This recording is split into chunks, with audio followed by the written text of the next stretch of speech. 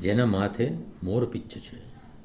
મોર અને ઢેલના શારીરિક સંપર્ક વગર માત્ર અનુભવના આંસુઓ પીને થતા પ્રેમનું પ્રતીક છે. એના આધ્યાત્મિક પ્રતીકો જોઈએ તો ગેડી દડો રમવાની ઉંમરે કાળી નાગ જેવા મનને વશ કરીને 5 ફેણવાળા નાગ જેવી ઇન્દ્રિયો પર એણે એ ઉંમરે નિયંત્રણ મેળવ્યું હશે. શ્વાસના વાંસળી પર જે 6 છિદ્રો છે એ 6 આપણા આધ્યાત્મિક ચક્રો પર નિયંત્રણ કરીને એ 16,000 રાણીઓ નહીં, શરીરમાંની 16,000 નાડીઓને નચાવતો હશે.